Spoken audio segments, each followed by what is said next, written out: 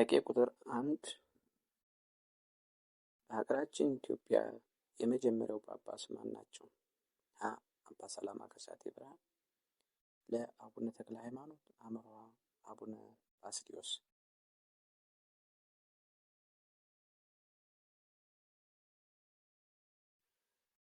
መልሱ ሀሌታዋ አባ ሰላማ ከሳቴ ብርሃን። ቅዱስ ፍሬምናጦስ አባ ሰላማ በ4ኛው መቶ ክፍለ ዘመን ወደ ኢትዮጵያ መጥተው የመጀመሪያ ጳጳስ ሆነዋል። ጥያቄ ቁጥር 2 የኢትዮጵያ ኦርቶዶክስ ተዋሕዶ ቤተ ክርስቲያን ምዕመናን የምትመራባቸው መመሪያ ሕጎች ስንት ናቸው? ሀ. 1 ለ. 2 ሐ. 3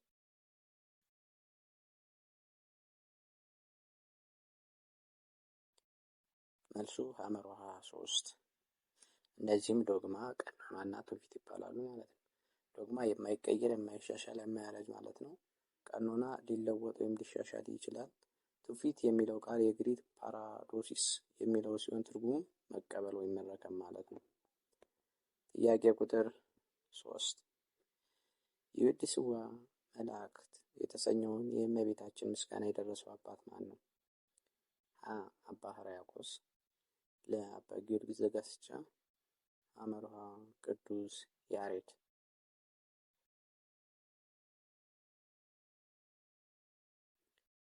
መልሱ ለአባ ጊዮርጊስ ዘጋስጫ። ታላቁ ሊቅ አባ ጊዮርጊስ ዘጋስጫ የውድስዋ መልአክ የተባለውን የእመቤታችን ቅድስት ድንግል ማርያም ምስጋና ደርሷል። ጥያቄ ቁጥር 4 ምንፍቅና የተጀመረው በማን ነው?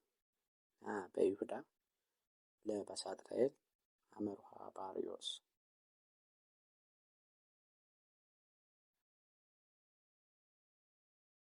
መልሱ ለበሳጥናኤል። ሳጥናኤል በመጀመሪያ መልአክ ነበረ። ነገር ግን በትዕቢት እኔ እንደ እግዚአብሔር እሆናለሁ ያለ ፍላጎት ምክንያት ከእግዚአብሔር ተለየ። ጥያቄ ቁጥር 5 ከሚከተሉት ቀናት ውስጥ ስግደት የማይሰገድበት ግዝት የሆነው ቀን የትኛው ነው? ሀ. 29፣ ለ. በ28፣ ሐ. በ7።